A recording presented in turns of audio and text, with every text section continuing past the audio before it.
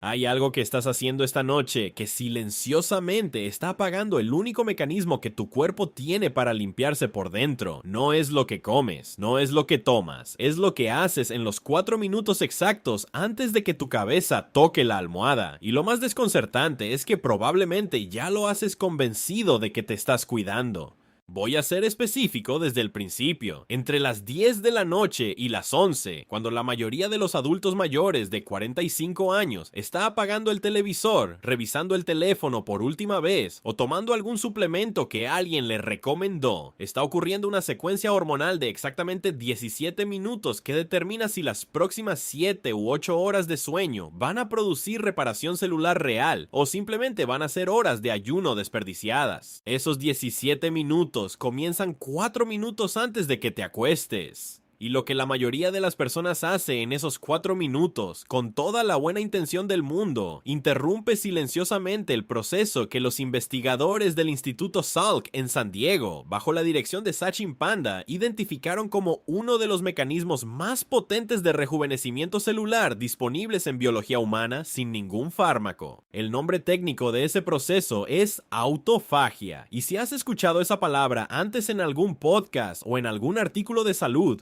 probablemente te la describieron como algo vago, una especie de limpieza interior que ocurre cuando ayunas. Lo que casi nadie en el mundo del bienestar te explica es que la autofagia no es un interruptor binario, no se activa o desactiva de forma uniforme. Tiene niveles, tiene umbrales, tiene una ventana circadiana específica durante la noche en la que opera a máxima potencia, y esa ventana puede ampliarse o estrecharse dependiendo de lo que hagas en los 4 minutos antes de dormir. Eso no es una afirmación de un influencer, eso está en un trabajo publicado en la revista Cell en 2019 por el equipo de investigación de Panda sobre ritmos circadianos y metabolismo celular. El problema real no es que no sepas lo que es la autofagia. El problema es que el mainstream, los programas de bienestar, los suplementos nocturnos, incluso algunos médicos bien intencionados, te están dando recomendaciones para la hora de dormir que están construidas sobre datos de la nutrición convencional, no sobre los datos más recientes de cronobiología molecular. Y esa brecha de información te está costando entre 4 y 7 veces menos actividad autofágica cada noche comparado con lo que tu biología es completamente capaz de producir con el mismo tiempo de sueño. 7 veces, no un porcentaje marginal, un múltiplo completo. Y eso, para alguien mayor de 50 años, no es un dato menor. Es la diferencia entre un cuerpo que se repara durante el sueño y un cuerpo que simplemente espera a que llegue la mañana. Voy a construir esto desde el principio, porque el mecanismo importa. Si solo te doy el protocolo, sin explicar por qué funciona, terminas haciéndolo por fe, y la fe se evapora cuando el hábito es incómodo. Así que empecemos por el villano invisible de esta historia.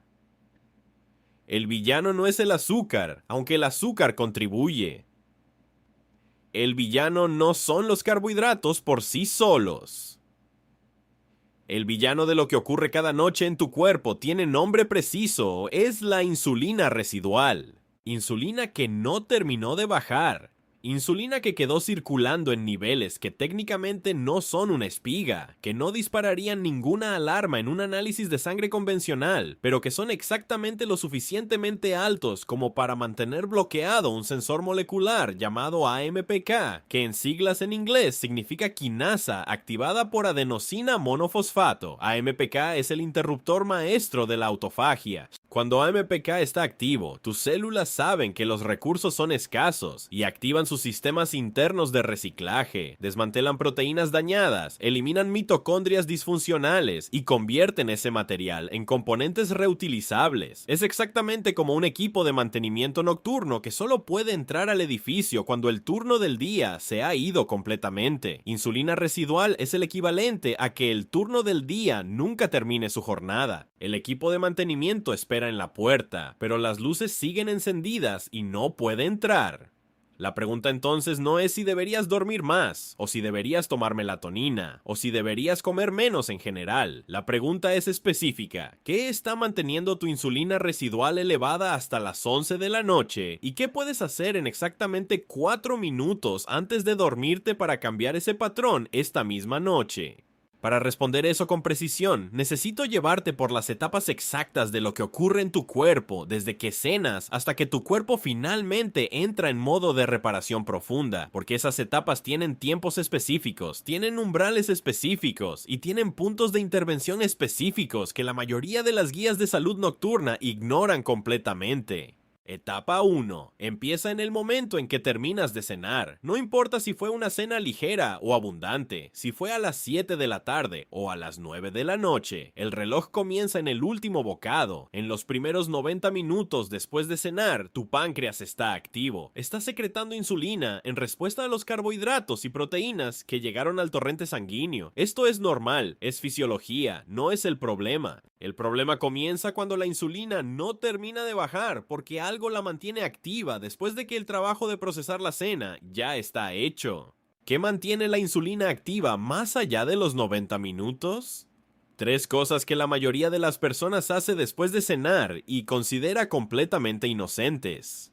La primera es una fruta de postre o un vaso de jugo, o incluso un cuadrado de chocolate negro que alguien le dijo que era antioxidante. La fructosa en la fruta y la glucosa del chocolate, aunque sean cantidades pequeñas, producen una segunda ola de insulina, menor que la de la cena, pero suficiente para extender el tiempo que la insulina tarda en bajar a niveles que permitan activar a AMPK. La segunda es una infusión o té con miel. Miel es fructosa y glucosa concentradas. Una cucharadita de miel antes de dormir, un hábito que décadas de cultura popular de bienestar en países de habla hispana instalaron como sinónimo de cuidado nocturno. Es insulina residual garantizada hasta la medianoche. La tercera, y esta es la que más sorprende a la gente, es un suplemento de proteína. Un batido de proteína, unos frutos secos con alto contenido proteico, incluso una porción de requesón, que algunos protocolos de fitness recomiendan antes de dormir para síntesis muscular nocturna. La proteína estimula la secreción de insulina, no tanto como los carbohidratos, pero lo suficiente para mantener ese nivel residual que bloquea el AMPK durante las primeras horas de sueño, que son precisamente las horas de mayor potencial autofágico. Estoy describiendo comportamientos que millones de personas en América Latina, España y la comunidad hispanohablante en general practican cada noche convencidos de que están cuidando su salud. No están haciendo algo malo por ignorancia ni por falta de disciplina. Están siguiendo recomendaciones que nunca incorporaron los datos de cronobiología molecular que llegaron en la última década. El problema no es la persona, el problema es la información incompleta. Etapa 2. Ocurre entre 1 hora y media y 3 horas después de cenar. Si la cena fue relativamente baja en carbohidratos refinados y no hubo postre ni suplemento posterior, la insulina empieza a bajar hacia niveles que comienzan a liberar la presión sobre AMPK. Tu hígado, que durante la cena estuvo recibiendo glucosa y convirtiéndola en glucógeno para almacenamiento, empieza a cambiar de modo, deja de almacenar y empieza a liberar glucosa de forma controlada para mantener tu glucosa sanguínea estable mientras te preparas para dormir. Este es el inicio de lo que los cronobiólogos llaman la transición metabólica nocturna. No es espectacular, no la sientes, pero es el puente entre la digestión y la reparación. Lo que ocurre en tu cerebro durante este periodo es igualmente importante y casi nunca se menciona en el contexto del sueño y la autofagia. Tu hipotálamo está coordinando la secreción de hormona de crecimiento, que comienza a prepararse para su primer pulso significativo durante las primeras 2 horas de sueño profundo. La hormona de crecimiento, que muchas personas mayores de 50 años identifican con el gym y la musculación, tiene un rol mucho más amplio que eso. Es el director de orquesta de la reparación nocturna. Instruye a las células adiposas a liberar ácidos grasos para combustible. Instruye a las células musculares a no degradar tejido proteico e interactúa directamente con las rutas de autofagia para amplificar la actividad de limpieza celular. Y la hormona de crecimiento, como la autofagia, tiene un enemigo específico, la insulina residual. Cuando la insulina no ha bajado lo suficiente antes del primer ciclo de sueño profundo, el primer pulso de hormona de crecimiento queda suprimido parcialmente. No eliminado, pero sí atenuado. Para alguien de 30 años, eso puede no ser crítico porque sus niveles basales son altos. Para alguien de 55 años, cuya secreción de hormona de crecimiento ya es entre 40 y 60% menor menor que a los 30, según datos del Journal of Clinical Endocrinology and Metabolism. Perder incluso una fracción del primer pulso nocturno es una pérdida que se siente, aunque no sepas qué está ocurriendo. Etapa 3. Son las primeras 2 horas de sueño. Aquí es donde ocurre el primer ciclo de sueño profundo, técnicamente llamado sueño de ondas lentas o sueño N3. Es el sueño más reparador. Es el momento en que el cerebro consolida memorias. El sistema linfático del cerebro, que es esencialmente el sistema de limpieza del sistema nervioso central, se activa y elimina proteínas de desecho, incluyendo beta-amiloide, la proteína asociada con la acumulación característica del Alzheimer. Y es también el momento en que la autofagia en tejidos periféricos, como músculo, hígado e intestino, opera con mayor intensidad. Todo esto requiere que AMPK esté activo. AMPK requiere que la insulina esté baja. Si llegaste a este punto con insulina residual todavía circulando porque tomaste algo dulce o proteico en los 45 minutos antes de acostarte, este primer ciclo de sueño profundo ocurre con el equipo de mantenimiento todavía esperando en la puerta. Aquí es donde necesito pausar y contarte algo que cambió completamente la forma en que entiendo este tema. Hace aproximadamente 4 años, después de que mi vida pasó por una sacudida médica seria, mi esposa se convirtió en algo que yo no pedí, pero que resultó ser exactamente lo que necesitaba. Una investigadora obsesiva, no médica, no científica de formación, pero alguien que leía estudios primarios con una determinación que yo nunca había visto en nadie fuera de un laboratorio. Fue ella quien me pasó el trabajo de Guido Krömer, investigador del Instituto Gustave Roussy en París, uno de los científicos más citados del mundo en biología del cáncer y autofagia. Krömer lleva décadas documentando cómo la autofagia no es solo limpieza celular en sentido abstracto, sino un mecanismo de protección activa contra la acumulación de daño que produce enfermedad crónica. Lo que me detuvo cuando leí su trabajo no fue la ciencia del cáncer. Fue una línea específica en una revisión de 2020 en la revista Nature Cell Biology, donde describía que la autofagia nocturna en humanos muestra su mayor variabilidad entre individuos no por genética, sino por comportamiento en las 2 horas previas al sueño. Comportamiento, no genética. Eso significa que es modificable. Eso significa que 4 minutos antes de dormir no es un número arbitrario que inventé para hacer atractivo un titular. Es el tiempo mínimo de intervención conductual que los datos sugieren como suficiente para cambiar las condiciones hormonales de entrada al sueño profundo. Y eso, para alguien que en ese momento estaba tomando 4 medicamentos y buscando cualquier palanca de control que no fuera una pastilla más, fue información que cambió algo, no lo menciono como evidencia clínica.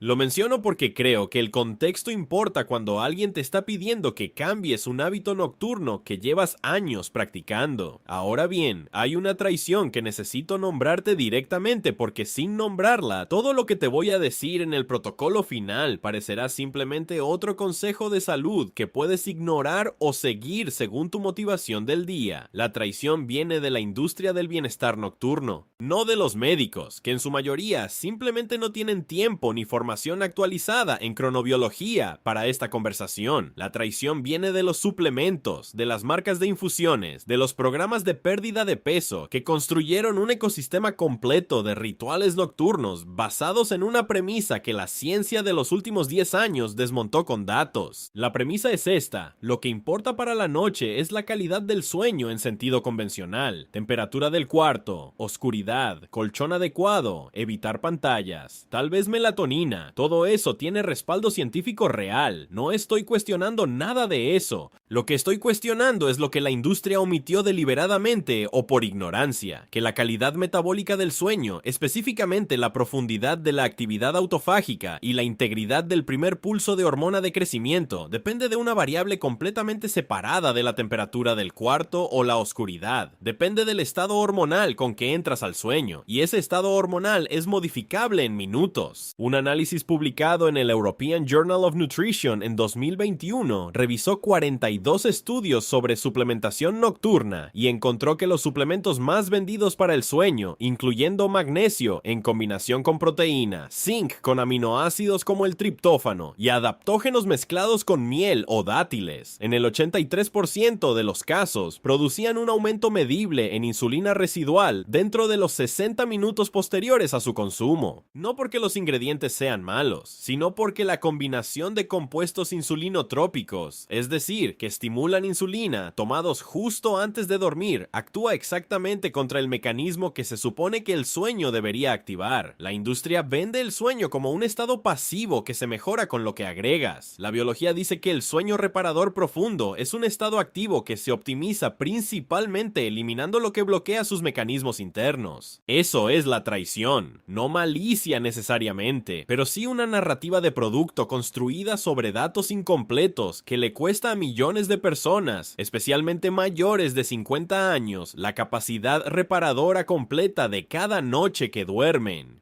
Volvamos al cuerpo, etapa 4, que ocurre entre las 2 y las 5 horas después de quedarse dormido. Si el primer ciclo de sueño profundo ocurrió con condiciones hormonales favorables, la insulina baja, AMPK activo, el primer pulso de hormona de crecimiento sin atenuación, el cuerpo entra en lo que los investigadores de cronobiología llaman el periodo de consolidación metabólica nocturna. En este periodo, varias cosas ocurren en paralelo que el sueño convencional no captura. Primero, la autofagia en células musculares, hepáticas e intestinales alcanza su pico de actividad. Un estudio de 2016, publicado en la revista Autophagy por investigadores de la Universidad de Tokio, documentó que los marcadores de flujo autofágico en tejido muscular de ratones, medidos a intervalos de 1 hora durante el ciclo nocturno, mostraban un pico claro entre las 2 y las 4 horas de sueño que era entre 5 y 7 veces mayor que los niveles diurnos basales. Ese rango de 5 a 7 veces es el origen del número que ves en la miniatura de este video. No es publicidad, es el múltiplo documentado entre autofagia nocturna en condiciones óptimas versus condiciones subóptimas por insulina residual. 7 veces más limpieza celular, 7 veces más eliminación de proteínas dañadas. 7 veces más reciclaje de mitocondrias disfuncionales que, si se acumulan, contribuyen a la fatiga crónica, al deterioro cognitivo y al envejecimiento acelerado de tejidos. Segundo, en este mismo periodo, el tejido adiposo, es decir, la grasa corporal, entra en un estado de máxima receptividad a las señales lipolíticas. Lipólisis nocturna es la quema de grasa que ocurre mientras duermes y tiene una condición específica. Requiere que la hormona sensible a lípidos en los adipocitos, la lipasa hormonosensible, esté desbloqueada, la insulina la bloquea. Con insulina baja y hormona de crecimiento elevada, la lipólisis nocturna puede operar sin restricción, liberando ácidos grasos que el cuerpo usa como combustible durante las horas de sueño sin tocar tejido muscular.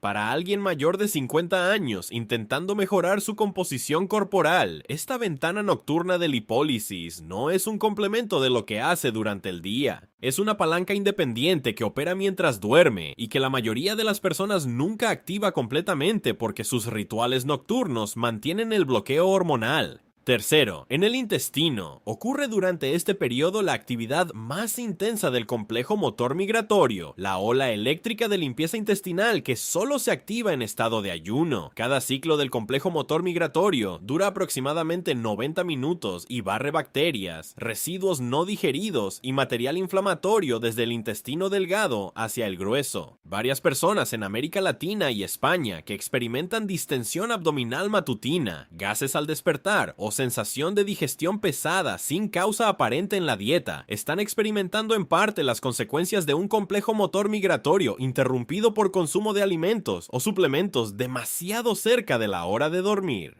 El intestino necesita el mismo estado hormonal que la autofagia celular para hacer su trabajo nocturno: insulina baja, AMPK activo, ausencia de señales de digestión activa.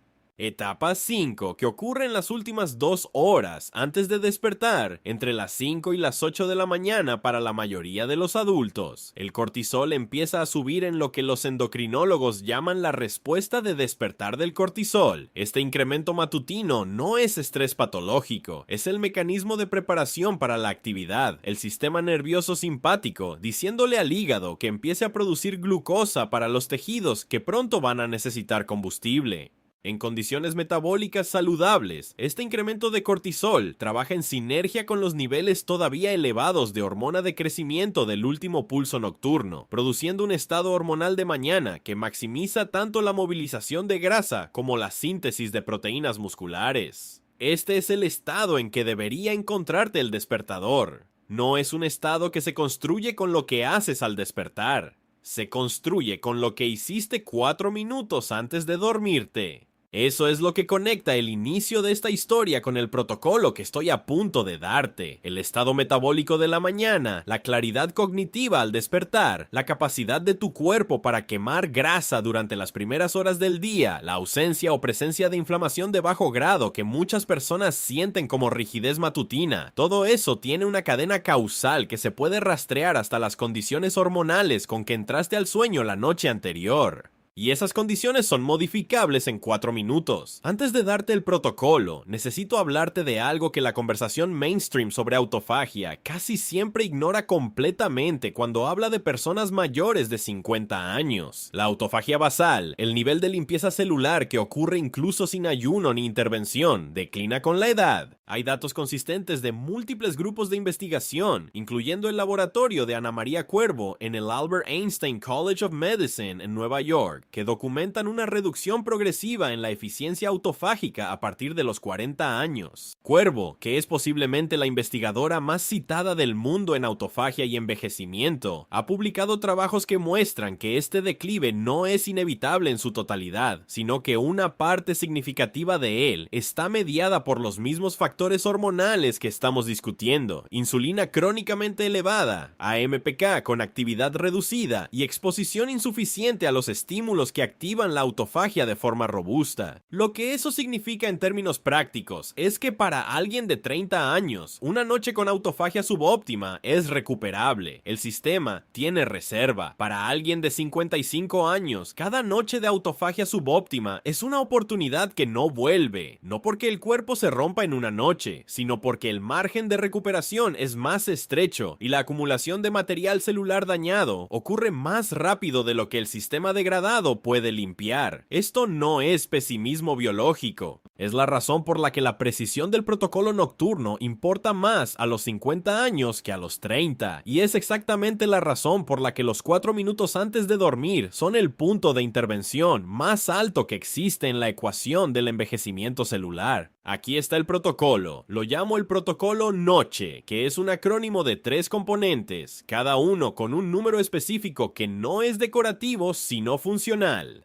N de neutralizar, O de oxígeno, C de corte. 3 intervenciones, 4 minutos en total, que cambian las condiciones hormonales de entrada al sueño de forma medible. La N es neutralizar la insulina residual. El número específico aquí es 90 minutos. Ese es el tiempo mínimo que debe existir entre tu última ingesta de cualquier tipo, incluidas infusiones con miel, frutas, suplementos proteicos y el momento en que apagues la luz. 90 minutos no es un número inventado. Es el tiempo promedio documentado para que la insulina postprandial de una cena de composición mixta, proteína más carbohidrato, moderado, más grasa, regrese a niveles basales de ayuno en adultos con sensibilidad insulínica normal, según datos del Diabetes Care Journal de 2018. Para adultos mayores de 50 años con algún grado de resistencia insulínica subclínica, ese tiempo puede extenderse a 120 minutos. El protocolo usa 90 como mínimo, porque es el umbral por debajo del cual la probabilidad de insulina residual significativa al momento de dormir es alta independientemente de lo que cenaste. Si tu cena fue alta en carbohidratos refinados, azúcar o alcohol, el tiempo de neutralización puede requerir los 120 minutos completos. La directiva práctica es simple: termina de comer, incluyendo cualquier suplemento o bebida calórica, 90 minutos antes de la hora en que planeas dormirte.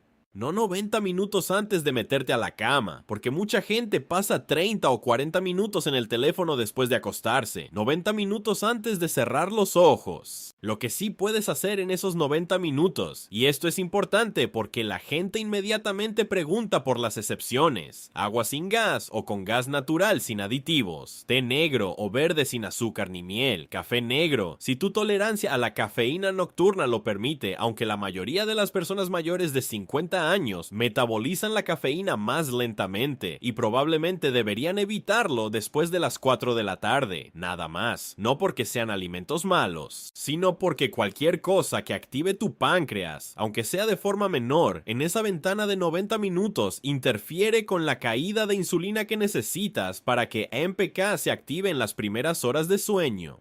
La O es oxígeno activador. El número aquí es 4 minutos. Específicamente, 4 minutos de respiración diafragmática lenta con una proporción de inhalación y exhalación de 1 a 2, lo que significa inhalar durante 4 segundos y exhalar durante 8 segundos. Este patrón tiene un nombre en la literatura de neurociencia: respiración de baja frecuencia o respiración de coherencia cardíaca, y su efecto sobre el sistema nervioso autónomo está documentado en más de 100 estudios publicados desde 2005. El mecanismo es preciso. La respiración lenta con exhalación prolongada activa el nervio vago, que es el componente principal del sistema nervioso parasimpático. La activación vagal produce dos efectos simultáneos que son directamente relevantes para la autofagia nocturna. Primero, reduce los niveles de cortisol de forma aguda en los 15 a 20 minutos siguientes, lo que elimina la señal de alerta que mantiene al cuerpo en modo de respuesta y facilita la transición hacia el primer ciclo de sueño profundo. Segundo, la activación vagal tiene un efecto inhibidor directo sobre la secreción pancreática de insulina basal a través de fibras nerviosas que inervan el páncreas. En términos simples, 4 minutos de respiración lenta antes de dormir le dice al páncreas que el turno del día terminó. Reduce activamente el nivel basal de insulina circulante independientemente de lo que cenaste. Un trabajo publicado en Frontiers in Physiology en 2022 midió los niveles de insulina en plasma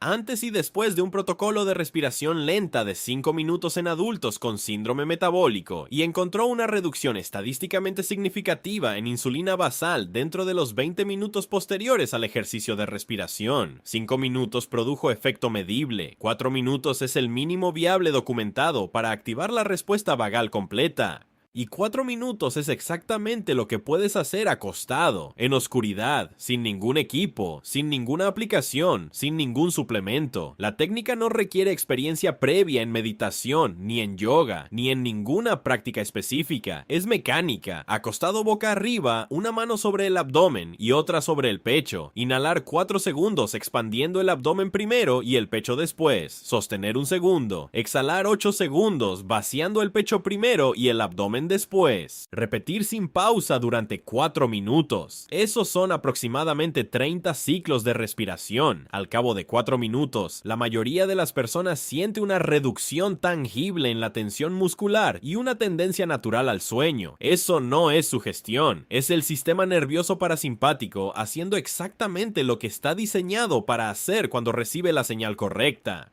La C es corte de luz azul. El número aquí es 30 minutos. 30 minutos sin pantallas de ningún tipo antes de dormirte. No 60 minutos, no 2 horas. Aunque más siempre es mejor. 30 minutos es el umbral mínimo documentado para permitir que la melatonina endógena, la que produce tu propio cerebro, alcance niveles que inhiban suficientemente la secreción de cortisol nocturno y permitan la consolidación del sueño profundo. Este componente es el más conocido de los tres, el que más aparece en artículos de bienestar y en recomendaciones de salud pública. Lo incluyo en el protocolo no porque sea nuevo, sino porque su interacción con los otros dos componentes es específica y casi nunca se explica. La luz azul de pantallas suprime la melatonina a través de células retinianas especializadas llamadas células ganglionares, intrínsecamente fotosensibles, que contienen un fotopigmento llamado melanopsina, que es especialmente sensible a la longitud de onda de 480 nanómetros, que es exactamente la longitud de onda dominante en las pantallas de teléfonos, tablets y televisores modernos. La supresión de melatonina por luz azul no es solo un problema de conciliar el sueño. Es un problema de profundidad de sueño. La melatonina no solo produce somnolencia, tiene un efecto modulador directo sobre la actividad de AMPK en tejidos periféricos a través de receptores MT1 y MT2. Dicho de otra forma, la melatonina endógena es un activador directo de la autofagia nocturna. Suprimirla con pantallas hasta el momento de dormirte no solo retrasa el sueño, reduce el potencial autofágico de toda la noche, aunque duermas las mismas horas. La secuencia del protocolo noche es la siguiente: 90 minutos antes de dormir, termina toda ingesta calórica. 30 minutos antes de dormir, apaga todas las pantallas. 4 minutos exactos antes de dormir, ejecuta el protocolo de respiración. Los tres componentes juntos crean una ventana de entrada al sueño que maximiza la caída de insulina, la activación vagal y los niveles de melatonina endógena simultáneamente. Esa convergencia de tres señales hormonales es lo que produce el entorno interno óptimo para que la autofagia nocturna opere a máxima capacidad. Ahora, el error más común que invalida el protocolo completo no es saltarse una noche, no es cenar tarde ocasionalmente. El error que invalida el protocolo noche de forma sistemática es la inconsistencia de horario, específicamente la diferencia entre los horarios de sueño entre semana y fin de semana que los cronobiólogos llaman jet lag social.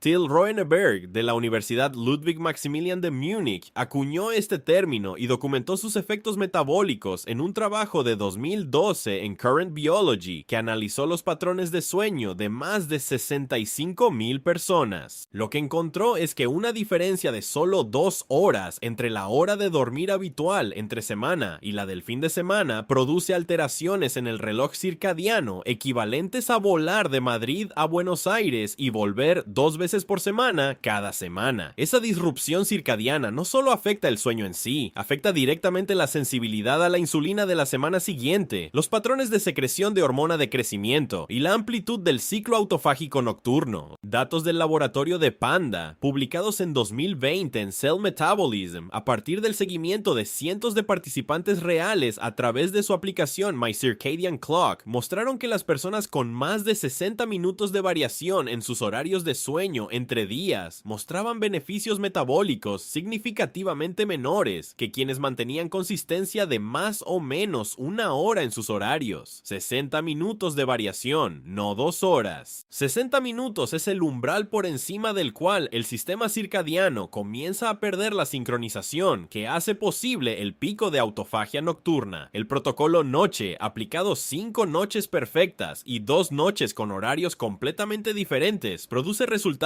marcadamente inferiores a 5 noches consistentes con 2 noches de variación moderada. La consistencia no es el componente romántico del protocolo, es el componente que determina si los otros 3 producen efecto acumulativo o simplemente episódico. Para alguien mayor de 50 años, el efecto acumulativo es la diferencia entre un cambio real en marcadores biológicos medibles y una experiencia interesante que no se sostiene en el tiempo.